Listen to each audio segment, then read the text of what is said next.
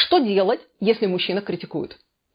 Вот так, нещадно, беспардонно, на каждом шагу, все не так, то не этак, не туда села, не так встала, не тем боком повернулась, не так дала, не то дала, не туда развернула.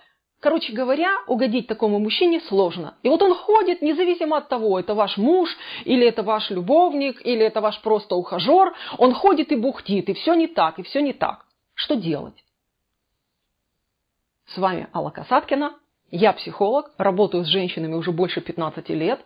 И, мои дорогие, мой сайт вот здесь светится салатовым цветом. Переходите, там есть очень много полезной информации для вас. И там же есть анонсы программ, которые я веду для женщин. А мы с вами продолжаем. А что же делать, если мужчина критикует? Ну, во-первых, давайте разберемся. Есть два варианта действий. И они зависят от того, какой статус имеет мужчина в вашей жизни. Они зависят от того, какой статус имеет мужчина в вашей жизни. Давайте со статуса законного начнем. Ваш критикует муж. Ваш муж вас критикует. Что делать? И очень часто женщины занимают позицию, когда они начинают оправдываться. Изо всех сил они начинают пытаться где-то наступить на свое самолюбие, где-то промолчать, где-то прогнуться, где-то еще чего-нибудь сделать, но критика не уменьшается. А все потому, что ответ и реакция на его критику, она в корне не соответствует тому, что происходит. Обычно мужчина критиковать начинает, когда он демонстрирует свое недовольство. Но, мои дорогие, недовольство чем он демонстрирует? Он же на вас выливает и рассказывает вам, какая вы не такая жена. И вы начинаете почему-то корректировать свои действия. Но ведь он же критикует не вас и не ваши действия. Обратите внимание, он критикует свой собственный выбор. Он вас выбрал себе в жены. То есть вы, его жена, это его выбор. И все, что он может сделать, он может покритиковать себя за свой выбор. И я понимаю, что у вас сейчас такая реакция, вот такая вот, я отодвигаюсь от кадров специально. Да, она неожиданная, даже вы опешили, правда? А теперь представьте себе, если вы ему скажете: милый, так ты ж меня выбрал. Я ж твоя жена, ты ж в ЗАГСе подпись поставил. Ты меня выбирал. Ну что ты критиковать? Иди себя критикуй. Выбрал такую нерадивую, живи теперь с такой. Думаете, побежит разводиться? Не побежит. Потому что для него побухтеть и услышать ваше оправдывание было намного больше, важнее, чем разорвать отношения с вами. Полегчало? Можете себе представить? Теперь, оглянувшись назад, а вы столько оправдывались, столько угождали.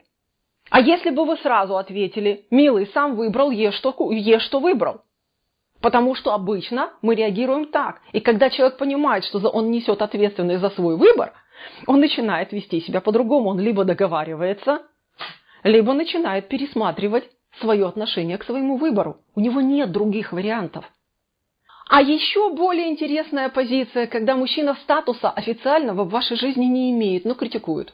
Но есть такие родственники, есть такие ухажеры, есть такие вот гражданские мужья, которые они вроде как попользоваться могут, но на самом деле толку от них никакого, потому что гарантий они вам никаких не дают.